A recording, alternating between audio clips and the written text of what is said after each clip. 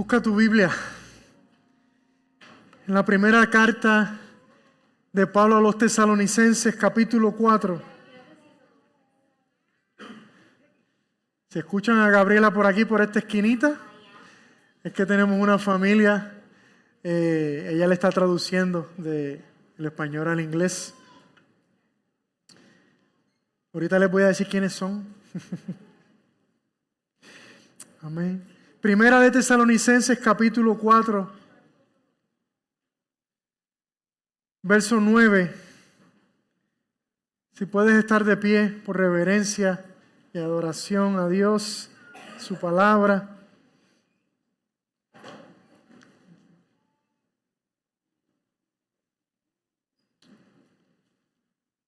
Amén. Dice así su palabra. Pero en cuanto al amor fraternal, no tienen necesidad de que nadie les escriba, porque ustedes mismos han sido enseñados por Dios a amarse unos a otros. Porque en verdad lo practican con todos los hermanos que están en toda Macedonia. Pero les instamos, hermanos, a que abunden en ello más y más, y a que tengan por su ambición el llevar una vida tranquila, y se ocupen en sus propios asuntos, y trabajen con sus manos, tal como les hemos mandado, a fin de que se conduzcan honradamente para con los de afuera y no tengan necesidad de nada. Aleluya. Gracias, Señor, por tu palabra. Te necesitamos en esta hora. Necesitamos que la siembres en nuestros corazones para que dé buen fruto. Aleluya.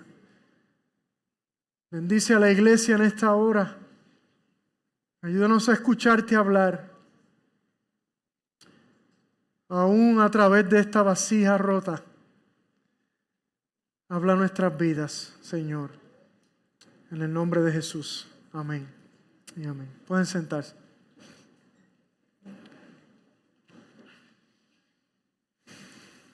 Gloria a Dios.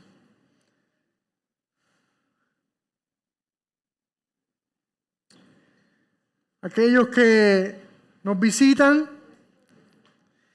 hemos estado predicando acerca de la primera carta de Pablo a los Tesalonicenses y hemos estado profundizando en el capítulo 4 de esta carta. Y cuando comenzamos a reflexionar en este capítulo 4, les dijimos que el tema de esta sección de la carta es un llamado a la santificación. Amén. Es un llamado a la santidad. Así que el apóstol Pablo ha celebrado muchas cosas buenas, muchas cosas que la iglesia de Tesalónica está haciendo bien. Y también les ha dado unas advertencias importantes. Y la semana pasada pudimos ver parte de estas advertencias. Y cuando Pablo advierte, lo hace con firmeza. Pero no es Pablo, sino es el Señor revelando su palabra a través de su apóstol. Así que la semana pasada vimos esas advertencias a mantenernos puros, específicamente puros sexualmente. Vimos una advertencia a no pecar contra nuestro hermano, empezando por nuestro cónyuge, ese hermano más cercano que tenemos aquellos que estamos casados. Una advertencia a recordar que Dios no pasa por alto nuestro pecado. Y que si somos sus hijos, Él nos disciplina. Amén. Porque un buen padre que ama a sus hijos, los disciplina. También vimos que hemos sido convocados por el Dios del universo para vivir vidas santas delante de Él. Amén. Para vivir vidas que están constantemente siendo transformadas. Vidas que están constantemente creciendo y madurando en Él. Aleluya. Y finalmente fuimos advertidos a no rechazar su palabra. Amén. A no rechazar sus advertencias. Porque ¿qué pasa? Si rechazamos su palabra, rechazamos a Dios. Y si rechazamos a Dios, rechazamos a su Espíritu Santo. Y si rechazamos a su Espíritu Santo, rechazamos a aquel a quien Dios envió para santificarnos. Aquel a quien Dios envió para dirigir, para guiar nuestras vidas, para redarguirnos, para alertarnos. Amén. Así que fue una advertencia muy importante. Y entonces, en este mismo mensaje que Pablo le está dando a los tesalonicenses, nos movemos al verso 9 de este capítulo. Y este verso comienza con la frase, pero en cuanto al amor fraternal. Pero en cuanto al amor fraternal. Y si buscamos esta palabra en su original, en el griego, vamos a leer la palabra Filadelfia. ¿Cuántos han ido a Filadelfia? Yo he ido a Filadelfia. Por lo menos de paso, a escala. Los que fundaron esta ciudad tenían en mente, ¿verdad? William Penn, creo que se llamaba, el fundador, tenía en mente crear una comunidad, ¿verdad? Donde todos sus ciudadanos pudiesen trabajar al unísono para construir esta ciudad y este pueblo, ¿cierto? Así que utilizó esta palabra griega, Filadelfias, y si usted la divide, ¿verdad? Es una palabra compuesta, donde filo significa amor y donde adelphos significa hermanos, ¿verdad? Así que de ahí la traducción del griego al español, amor fraternal. Y aquí en el verso 9 parece que Pablo hace un giro en su discurso de la santidad a entonces hablar acerca del amor fraternal. Pero la realidad es que no. Pablo no está haciendo un giro, sino que está continuando el mismo mensaje. Amarnos como hermanos, amor fraternal, es un producto, es un resultado ¿de qué? De nuestra santificación. Aleluya. Amar a nuestros hermanos es un producto de nuestra santificación. El amor fraternal es el fruto del trabajo milagroso del Espíritu Santo en cada uno de nosotros. Por eso decimos que amarnos es un milagro. Amarnos es un milagro. Normalmente usted sería atraído por personas que tienen sus mismas intereses, ¿verdad? Pero la iglesia es distinto. Nosotros estamos aquí y tenemos diferentes intereses, pero nos une un mismo amor. Aleluya. Y eso solamente pasa en la iglesia. Eso solamente pasa en la familia de Dios. Tú y yo probablemente nunca nos hubiésemos ni conocido Tú y yo probablemente nunca nos hubiéramos atraído, ¿verdad? Como amigos o hacer cosas similares. Pero el Señor nos unió. En su eterno designio, Él decidió unirnos a ti y a mí. ¿Tú no crees que eso es maravilloso? Aleluya. Y que aún en medio de nuestras diferencias podemos estar juntos. Podemos amarnos. Aleluya. Así que estar aquí es un milagro de Dios. Y amarnos no es simplemente tratarnos amablemente, ¿verdad? A veces confundimos.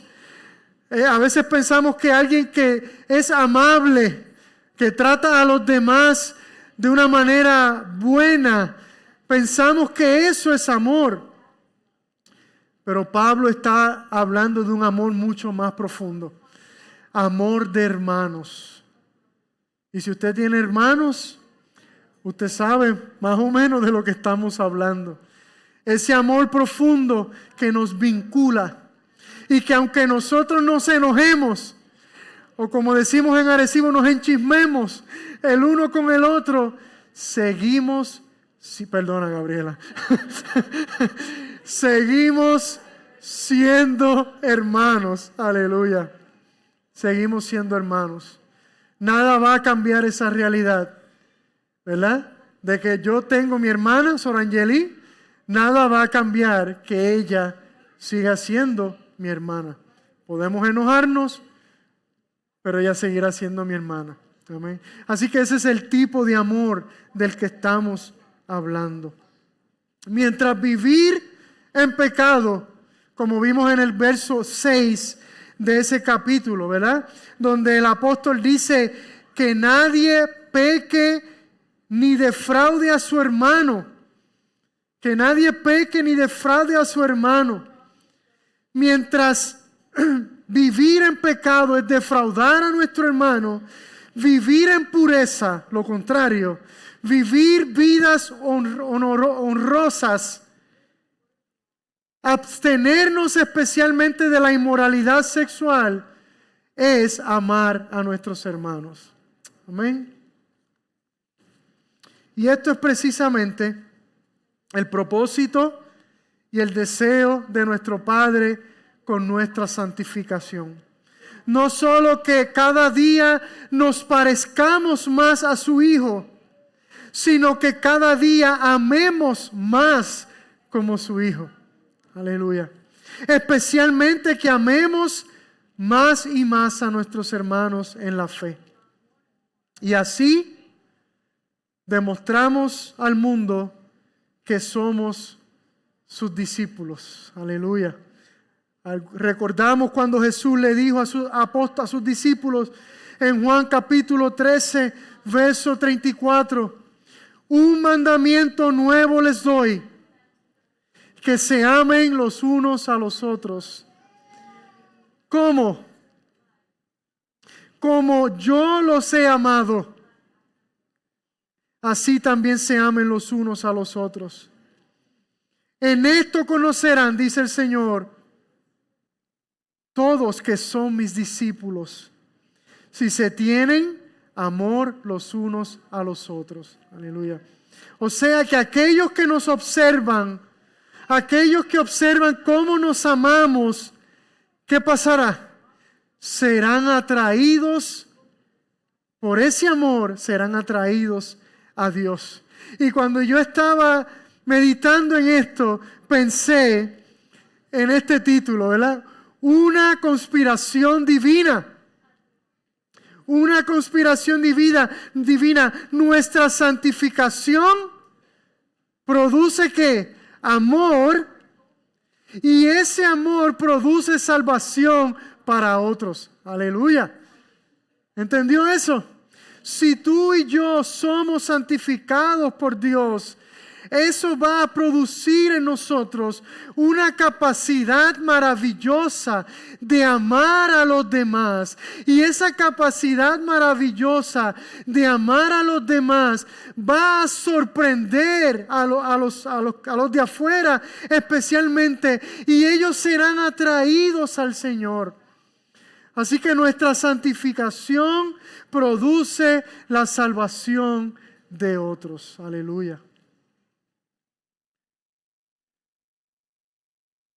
Continúa el apóstol en ese verso 9 diciendo: pero en cuanto al amor fraternal, no tienen necesidad de que nadie les escriba. ¿Por qué? Porque ustedes mismos han sido enseñados por Dios a amarse los unos a los otros. Mire qué espectacular lo que Pablo le dice a la iglesia. Aunque la advertencia del verso 8, del verso anterior, fue bien fuerte, fue una advertencia dura, los tesalonicenses aún no han caído en ese error. Los tesalonicenses aún no han caído en el error de rechazar la palabra de Dios, de rechazar al Espíritu Santo. Al contrario, es evidente que el Espíritu Santo les está enseñando. O sea, en otras palabras, que el Espíritu Santo los está santificando, que el Espíritu Santo está transformando sus vidas. No tienen necesidad que nadie les enseñe. Ya ustedes son expertos en esto, expertos en amarse los unos a los otros. Solo Dios, escucha bien, solo Dios puede enseñarnos a amarnos como Él nos amó. No hay manera, amados. Solo Dios puede enseñarte a ti y a mí a amarnos como Él nos amó. Continúa el verso 10 diciendo: porque en verdad lo practican con todos los hermanos que están en toda Macedonia. ¿Se fija? Hay evidencia del amor de esta iglesia. Esto nos recuerda cuando Pablo comienza esta carta en el capítulo 1, verso 6, cuando dice: y ustedes llegaron a ser ¿qué? Imitadores de nosotros y del Señor. Imitadores del Señor. O sea, ustedes se están dejando enseñar por el Señor. Y aún en medio de muchas tribulaciones, con el gozo del Espíritu Santo. Mire cómo trabaja el Señor en nuestras vidas. Es una sinergia. Nosotros imitamos al Señor Jesucristo y el Espíritu Santo trabaja en nosotros. Dice, de tal manera que llegaron a ser, ¿qué? Un ejemplo. Un ejemplo para todos los creyentes en Macedonia y en Acaya. La santificación, amados, no es algo que tú y yo podamos fingir. No podemos fingir la santificación. No podemos tratar de convencer a los demás que yo soy santo. Nuestra santificación es algo que es confirmado por los demás. Los demás son los que testifican del trabajo que el Señor está haciendo en nuestra vida. Aleluya. Los demás son los que testifican de lo que está sucediendo en nuestro interior. Porque la santificación es algo que ocurre en donde? En mi corazón.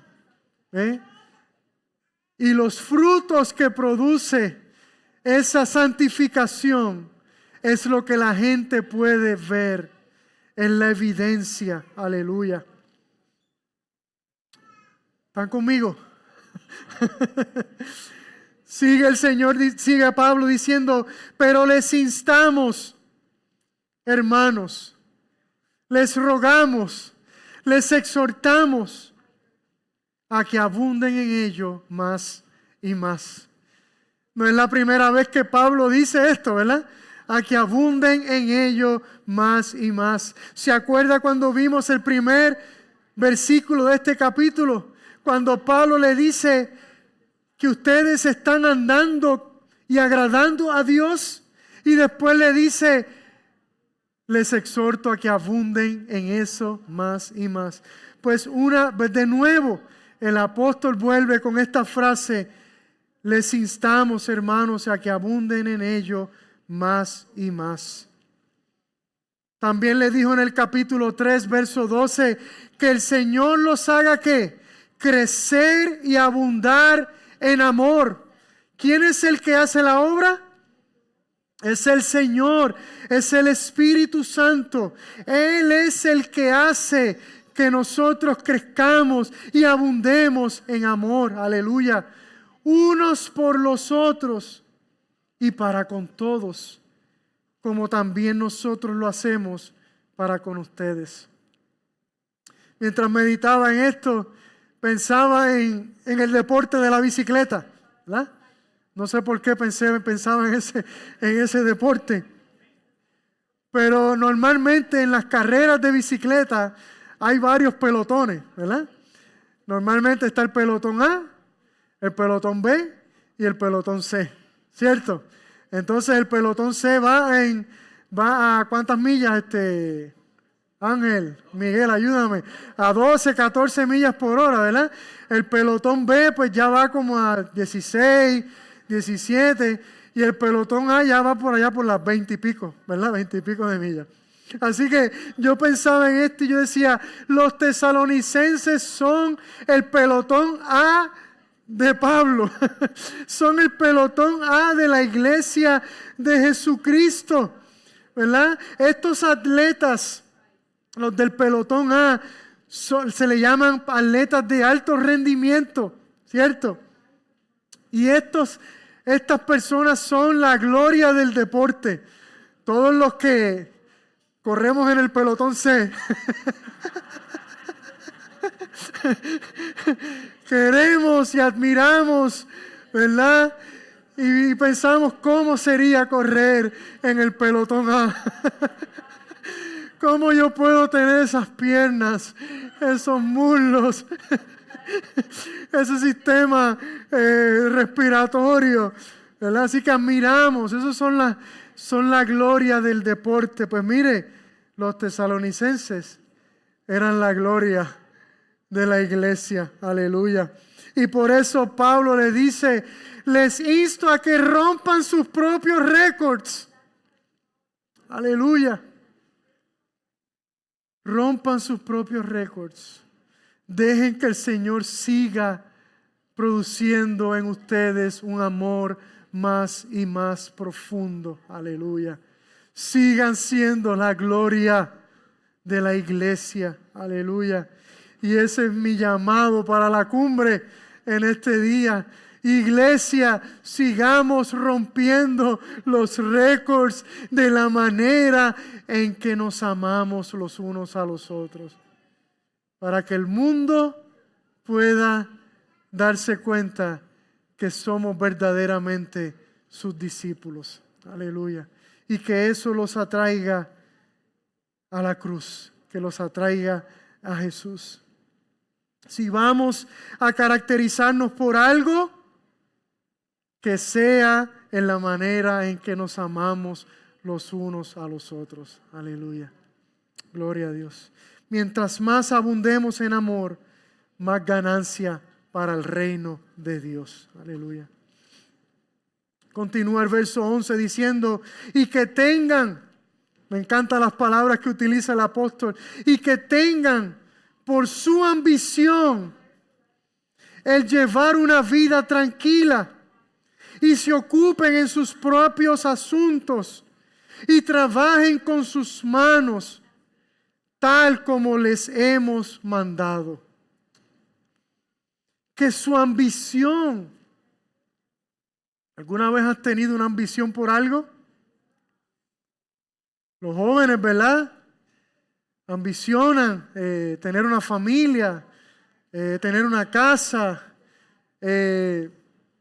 ¿verdad? Ambicionamos con tener un mejor trabajo, una mejor compensación.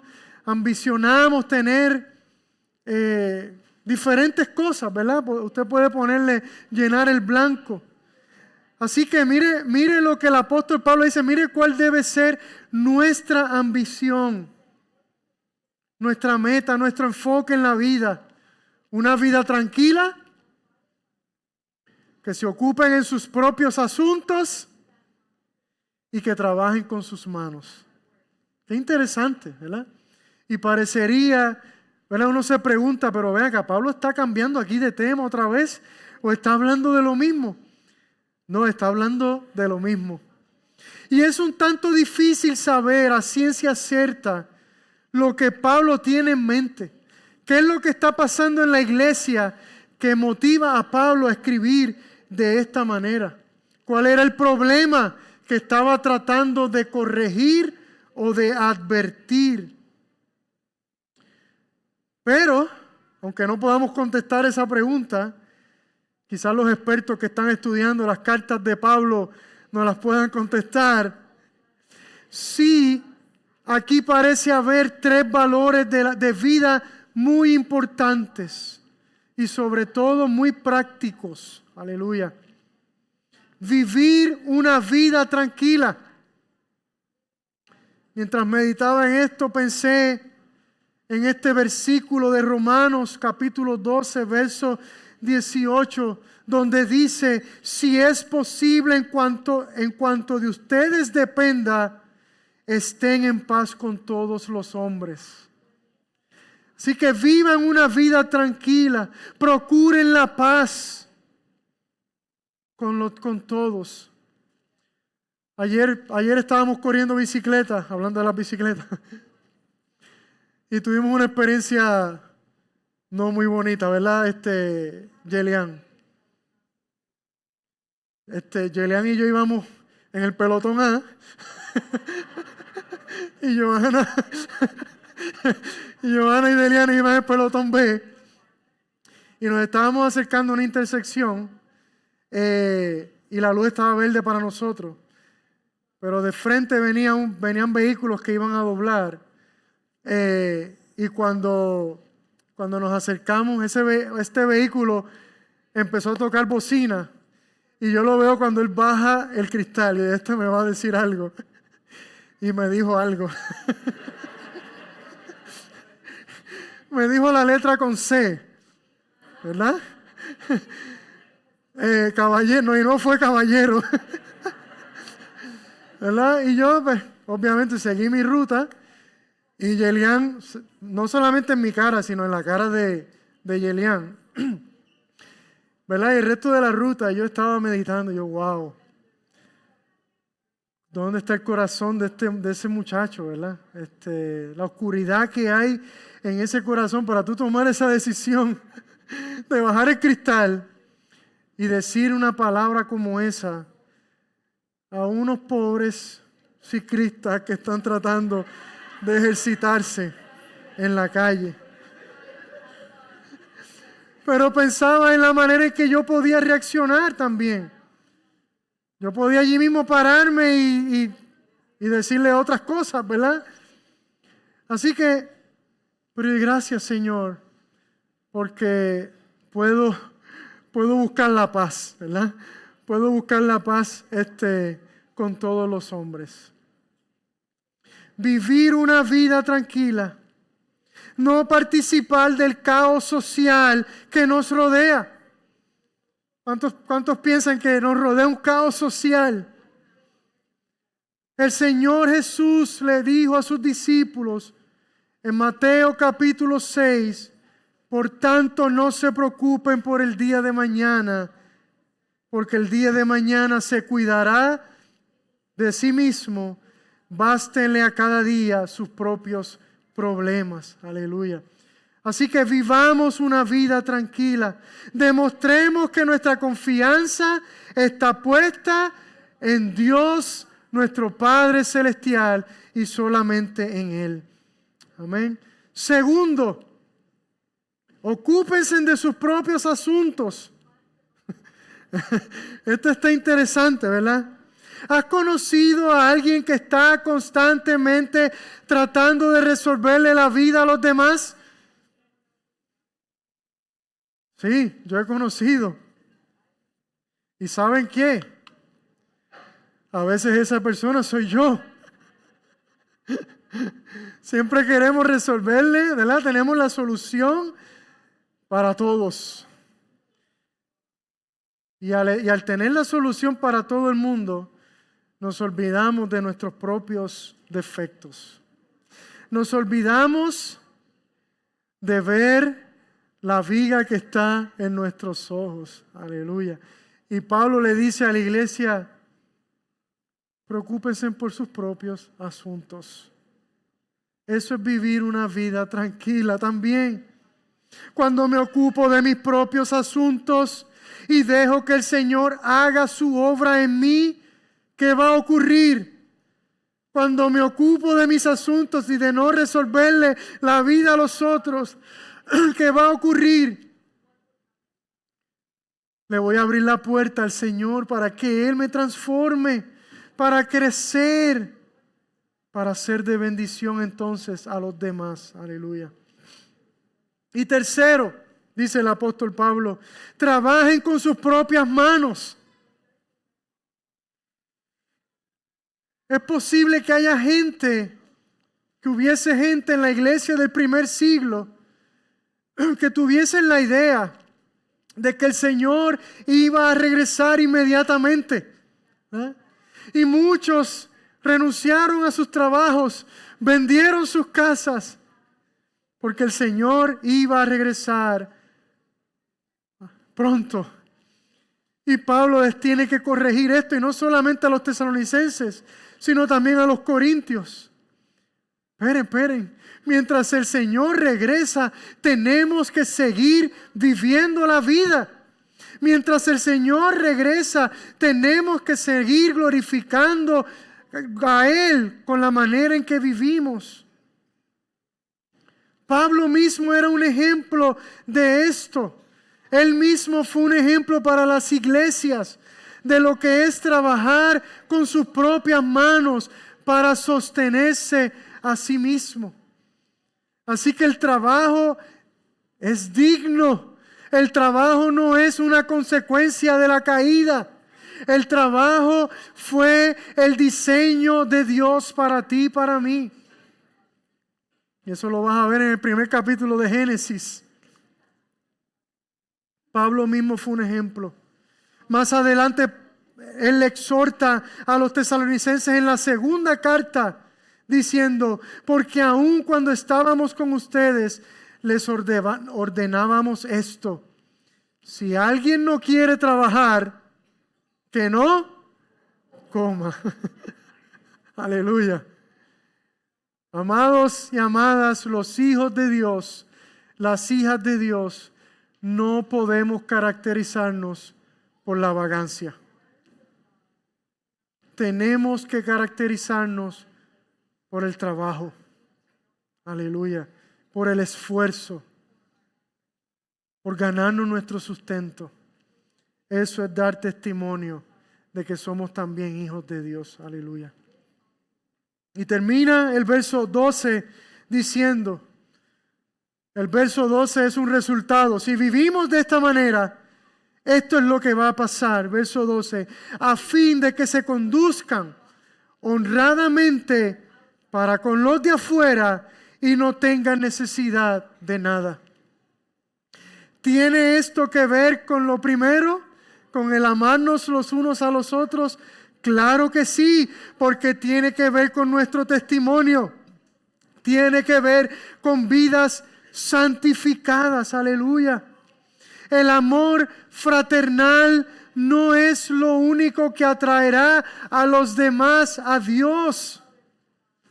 También la manera en que nos conducimos en nuestra vida diaria.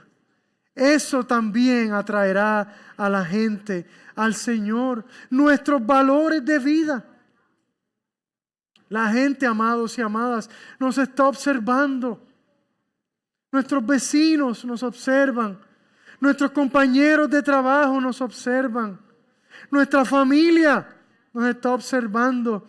Y ellos están observando cómo enfrentamos la vida. Cómo manejamos las dificultades, cómo respetamos a los demás, cuál es nuestra ética de trabajo. Amén. Nos están observando. Y Dios, si se lo permitimos, Él pretende transformar todas estas áreas para su gloria. Aleluya. Amén. Si realmente queremos impactar la vida de quienes nos rodean, nuestra santificación es crucial. Aleluya. Tu santificación es crucial. Amén. Es imperativo que vivamos delante de la presencia de Dios. Es imperativo que vivamos humildemente delante de Él. Es imperativo que vivamos vidas llenas de arrepentimiento. Aleluya. De entrega. Para que entonces el Señor continúe haciendo la obra que Él ha comenzado en nosotros. Amén. Es Él quien lo va a hacer, ¿cierto? Es un milagro. Amarnos los unos a los otros a la manera de Cristo es un milagro. Pero nosotros respondemos, amén. Nosotros abrimos la puerta. Nosotros le permitimos que Él haga su trabajo en ti y en mí. Amén. Y si lo hacemos, veremos su gloria. Veremos gente transformada. Veremos gente siendo atraídos. No necesariamente al culto del domingo, sino atraídos a nuestras vidas.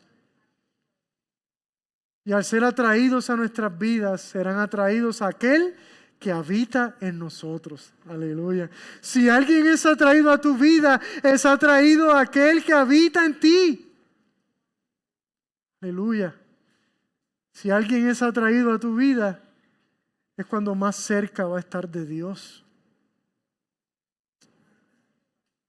Y cuando mejor oportunidad tendrá para conocer su evangelio. Amén. ¿Qué les parece si oramos por esto? Amén. En Él tenemos todo lo que necesitamos. Él nos ha dado a su Espíritu Santo. La pregunta es cómo tú y yo vamos a responder a su obrar en nuestra vida. Aleluya. Vamos a estar puestos de pie. Oremos los unos por los otros.